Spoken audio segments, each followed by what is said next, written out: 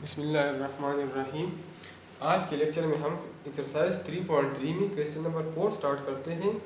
तो हमारे साथ है show that I + 7j + 3k is perpendicular to both I - j + 2k and 2I + j - 3k। तीन vector हैं।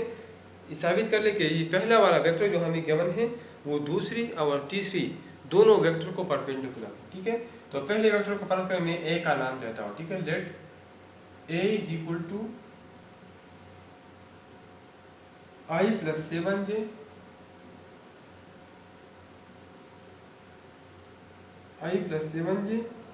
+ 3k।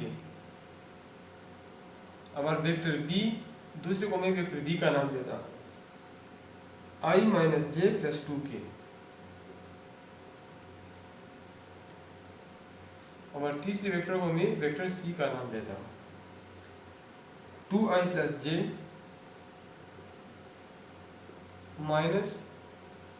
3k। रिक्वायर्ड है कि आप साबित कर ले कि A, B और C दोनों को परपेंडिकुलर हो। ठीक है, तो पहले हम ये चेक करते हैं। ठीक है, when vector A and vector B are perpendicular, then A dot B is equal to, अगर ये परपेंडिकुलर तो इसका प्रोडक्ट 0 के बराबर होगा। ठीक है, क्योंकि ए बी का थीटा जब एंगल 90 हो तो cos 90 हमारे साथ 0 के बराबर है। तो हम A डॉट B मालूम करते हैं। ठीक है, तो अगर A डॉट B 0 के बराबर हो इसका मतलब ये होगा कि हमारे साथ ये परपेंडिकुलर है। ठीक है, तो A डॉट B हमारे साथ है I + 7j + 3k है +3k dot I - j + 2k। ठीक है, तो A dot B is equal to I dot I तो इससे 1 आता है, +7 - 7 से -7 आता है और J डॉट j 1 के बराबर है। 3k + 2k की मल्टीप्लिकेशन से 6 और k डॉट k से 1 आता है। ठीक है, तो A dot B is equal to 0। ठीक है, as A dot B is equal to 0, so A is perpendicular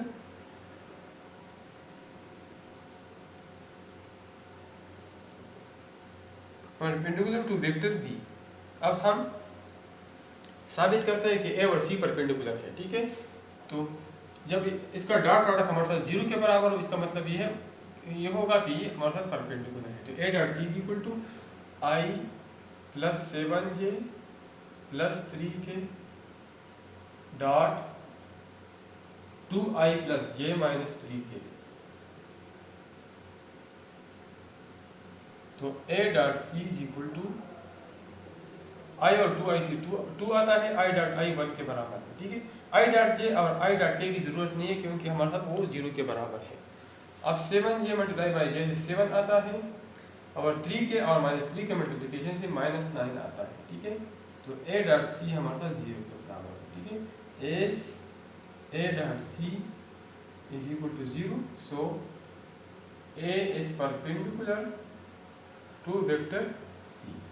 तो हमारे साथ क्वेश्चन नंबर 4 सॉल्व हो गया। ठीक है, अब हम क्वेश्चन नंबर 5 की तरफ जाते हैं।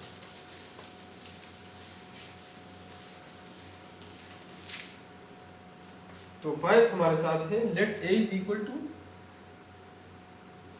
लेट हमें वेक्टर A गिवन है I + 2j + k,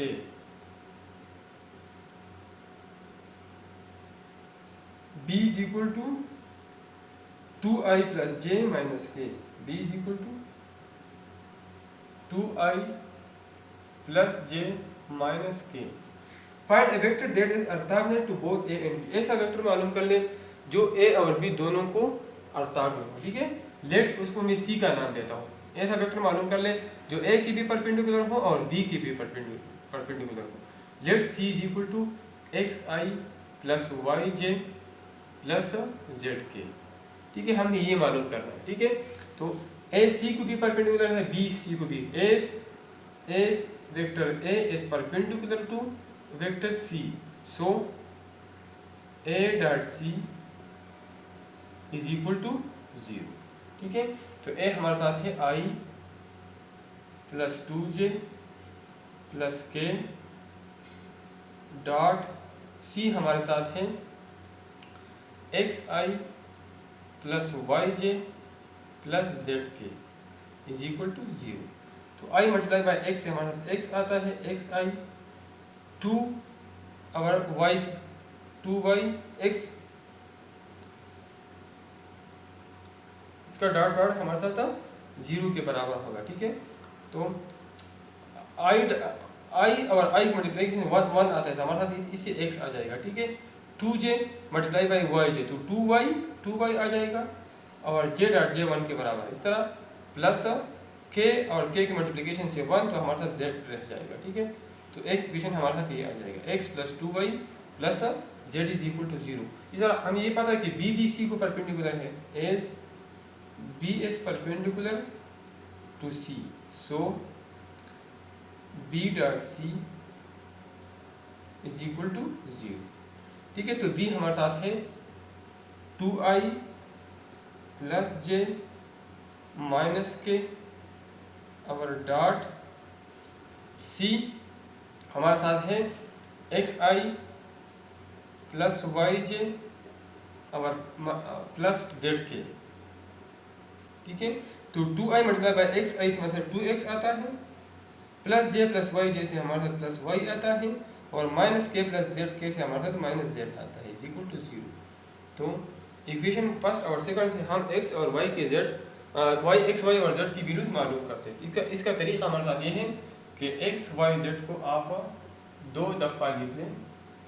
x की नीचे आप इधर पहले हमारे साथ ये x है, तो इधर हम x की जगह 1, y की जगह 2 और z की जगह 1 लगाते हैं, 1 2 1। ठीक है, तो इधर हम लगाते हैं 1 2 1 और 1 2 1। ठीक है, फिर दूसरी जगह हम x की जगह 2 1 माइनस 1 2 1 माइनस 1 2 1 माइनस 1। ठीक है, x और y मालूम करने का तरीका, इसको हम ख़त्म करते हैं। ठीक है, अब इन दोनों को हम मल्टीप्लाई करते हैं और इनको हम मल्टीप्लाई करते हैं और इनको हम, इसका तरीका क्या है, इसके लिए पहले हम x लिखेंगे, x divide by 2 multiply by minus 1 minus 1 multiply by 1 is equal to y divide by 1 multiply by 2 minus 1 multiply by minus 1 is equal to z 1 multiply by 1 minus 2 multiply by 2।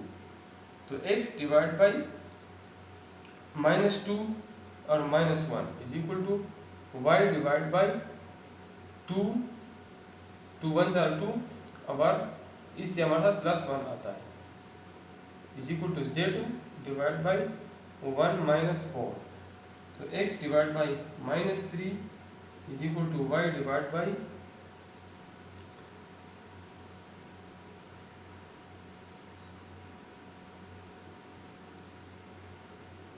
ये minus 1 आता है। ठीक है, ये plus 1 आता है, plus 3 नहीं आता। ठीक है, y divide by 3 is equal to z divide by minus 3। तो x की वैल्यू हमारे साथ माइनस 3 आ गई, y की वैल्यू हमारे साथ 3 और z की वैल्यू हमारे साथ माइनस 3।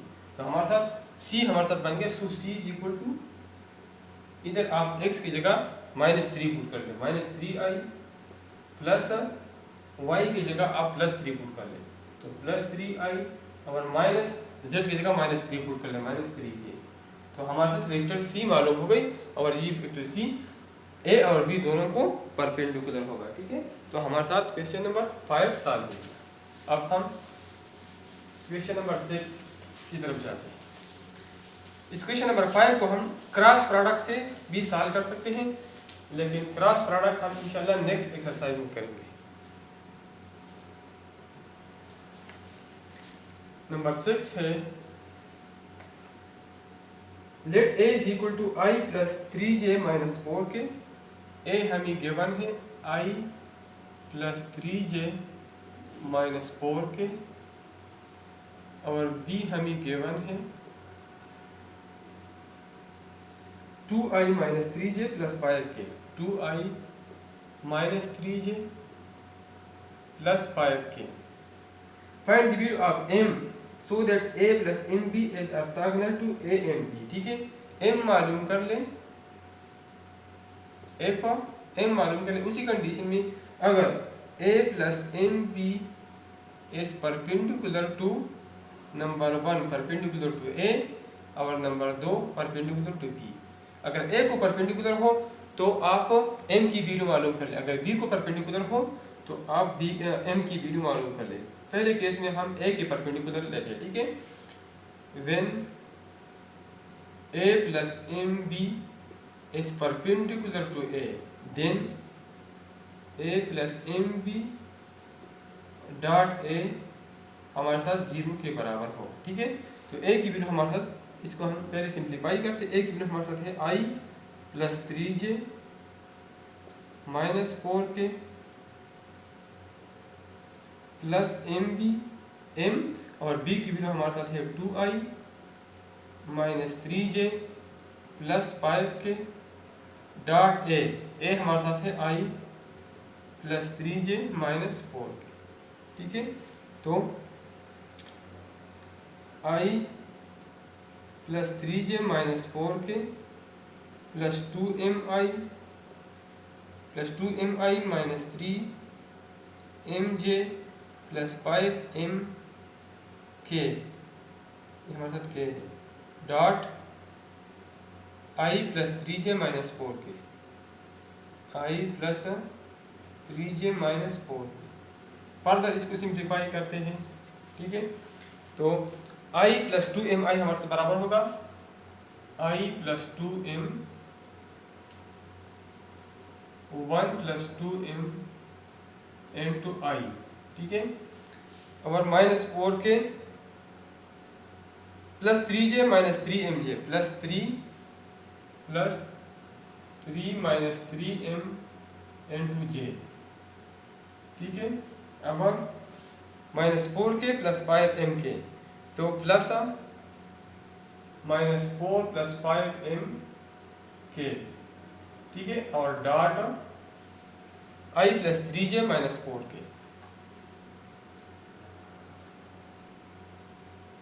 अब डॉट प्रोडक्ट i से मल्टीप्लाई कर ले, i डॉट i 1 आ जाएगा, तो 1 प्लस 2m हमारे साथ इससे आ जाएगा 1 प्लस 2m। अब plus 3 minus 3m multiply by 3, तो हमारे साथ इससे आ जाएगा 3 3 9 और माइनस 9m, ठीक है। प्लस और j डॉट j 1 के बराबर होगा, ठीक है।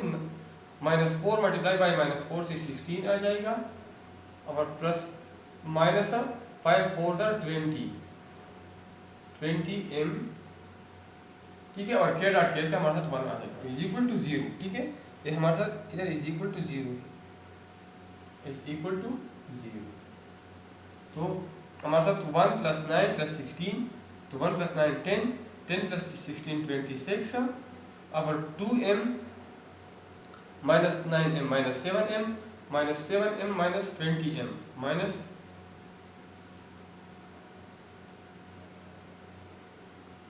2m माइनस 9m से हमारे साथ आता है माइनस 7m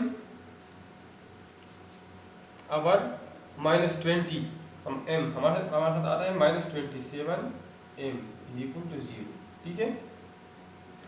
तो 26 ये हमारा था 1 प्लस 9, ये हमारे 26 minus 27m is equal to 0, ठीक है। तो 26 इज इक्वल टू 27m, तो m की वैल्यू हमारे साथ आ जाएगी 26 डिवाइड बाई 27, ठीक है। अब पार्ट 2 सॉल्व करते हैं। दूसरे केस में हमारे साथ अगर ऑर्थोगोनल हो b को, b plus a plus b orthogonal हो b को, ठीक है। तो इसी केस में आप m की वैल्यू मालूम कर ले, ठीक है। तो इसी केस में हम लिखते हैं when a plus mb perpendicular to b then a plus mb dot b is equal to 0, ठीक है। तो a प्लस mb हमने इधर ऑलरेडी सॉल्व किया है, उससे हमारे साथ आया है 1 plus 2m। a plus mb already हमने इधर सॉल्व किया है 1 plus 2m into i plus 3 minus 3m into j plus minus 4 plus 5m into के और डॉट डी। बस सिर्फ हम एक डी की जगह बी पुट करते हैं। 2i minus 3j plus 5k, 2i minus 3j plus 5k। ठीक है, तो i को i के साथ, j को j के साथ और k को k के साथ।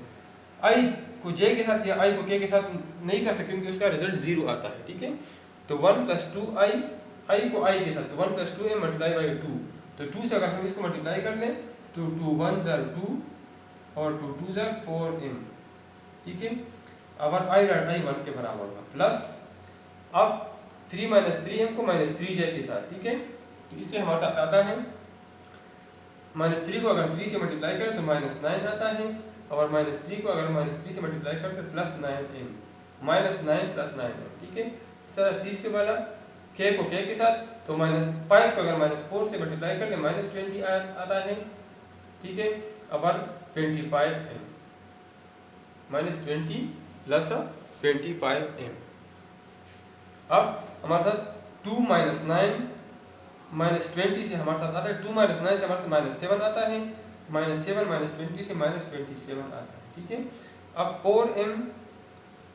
4m प्लस 9m से हमारे साथ 4m प्लस 9m से हमारे साथ 13m और 13 प्लस 25m से 13 प्लस 25m से हमारे साथ 38m आता है। ठीक है, इज इक्वल टू 0, तो 38m इज इक्वल टू 27।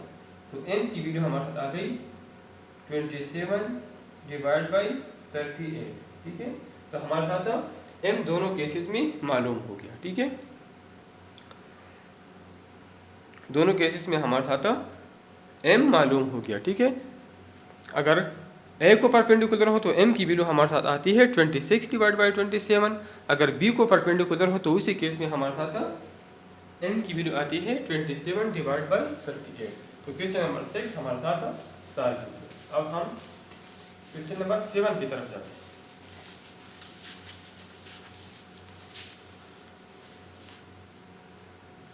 तो 27 हमारे साथ है, given that vector a and b as follows। a हमें गिवन है पार्ट 1 में, a हमें गिवन है -3/2j प्लस 4/5k और b हमारे साथ है i minus 2j minus 2k, i minus 2j minus 2k। सिर्फ पार्ट 2 में हमारे साथ है -3i plus j plus 2k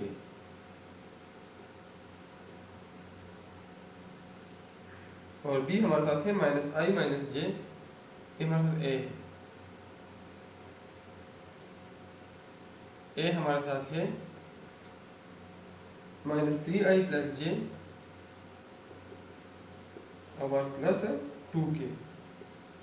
और b हमारे साथ है -i minus j plus 5k।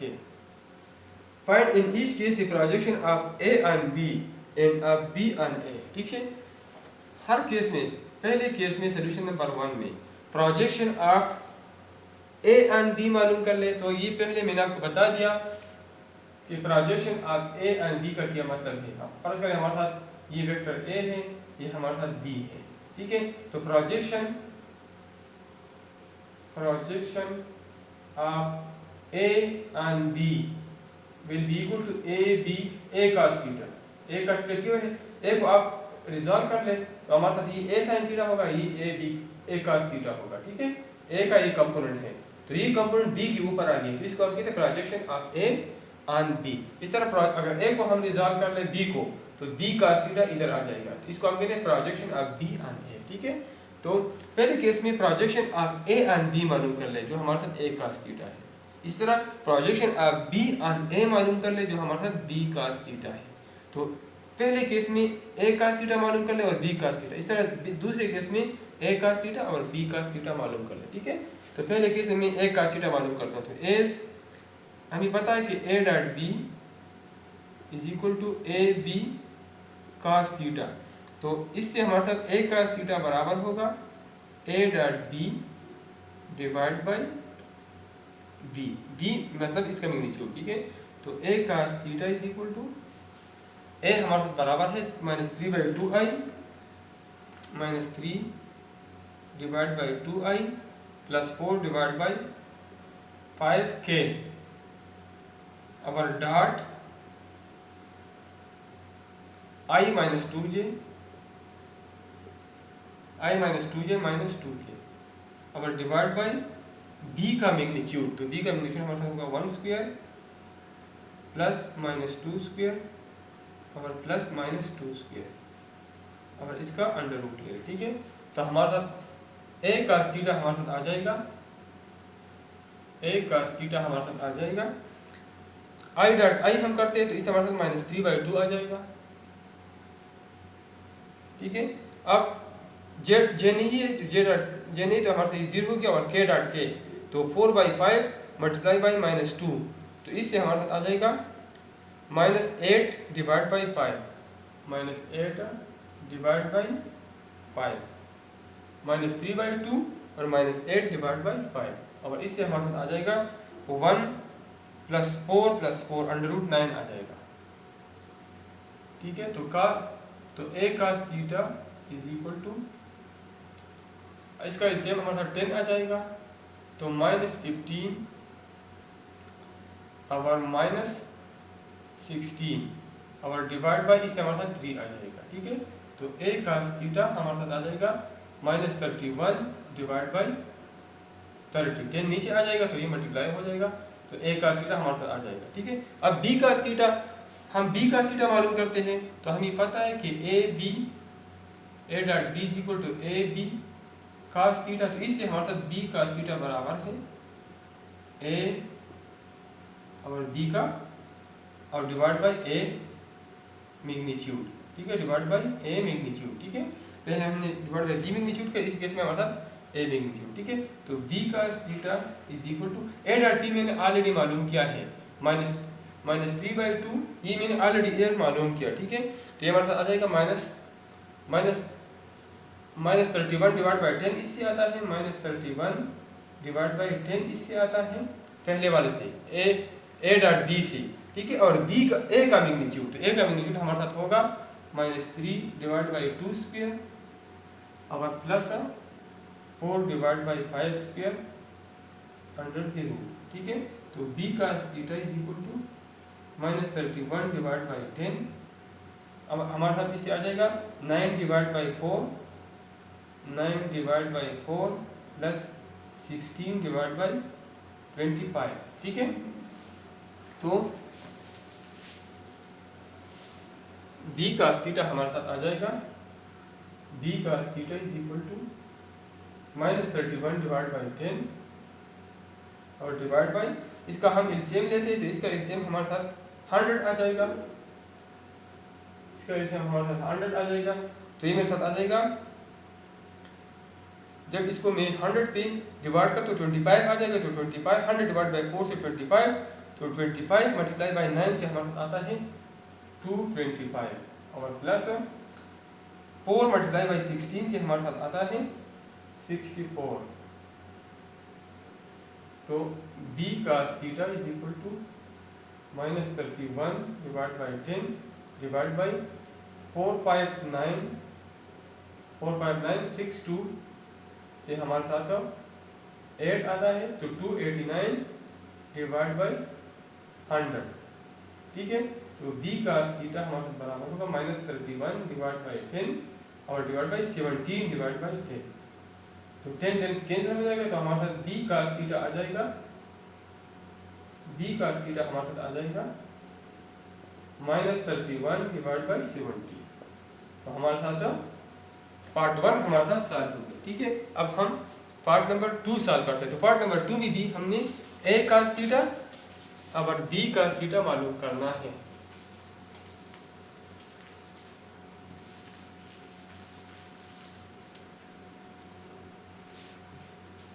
तो हमारे साथ a cos थीटा अगर हम मालूम करते हैं तो वही तरीका है a dot b is equal to a b cos theta. तो a cos theta is equal to a dot b divide by B, ठीक है। तो A cos theta is equal to, A हमारे साथ दूसरे केस में है -3i plus J plus 2k dot -i minus J plus 5k divide by B magnitude, तो -1 square plus -1 square plus 5 square under the root, ठीक है। तो A cos theta is equal to, A cos theta is equal to -3 जगह -1 थे हमारे साथ 3 आता है और I dot I 1 plus J multiply by minus J से -1 आता है और plus 2k multiply by 5k से हमारे साथ 10 आता है, ठीक है। और ये हमारे साथ 1 + 1 + 25, तो इससे हमारे साथ अंडर रूट 27 आता है, ठीक है। तो A cos theta is equal to 10 + 3 13 - 1 12 divide by, इससे हमारे साथ आता है 3 3 = 9, तो इसे हम 3 बाय लिख सकते हैं इंटू 3, ठीक है। तो A cos theta is equal to 3 1 = 3 3 4 = 12 4 divide by under root 3। इस तरह हम बी कास थीटा मालूम कर सकते हैं। बी कास थीटा हमारे साथ बराबर है A dot B divide by A का, ठीक है। पहले हमने एक्सप्लेन किया। तो B cos theta is equal to A dot B हमने मालूम किया है, हमारे साथ बराबर है 12 का, ये ऑलरेडी हमने मालूम किया है। और ए का मैग्नीट्यूड, तो ए हमारे साथ है -3 स्क्वायर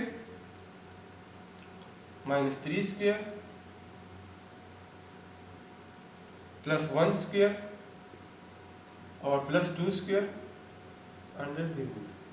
तो B cos theta is equal to 12 divide by 3 3 = 9 9 + 4 13 + 1 14 9 + 1 10 under root 14, ठीक है। तो बी कास थीटा हमारे साथ बराबर हो गया 12 डिवाइड बाई अंडर रूट 14, ठीक है। तो क्वेश्चन नंबर 7 हमारे साथ सॉल्व हो गया, ठीक है।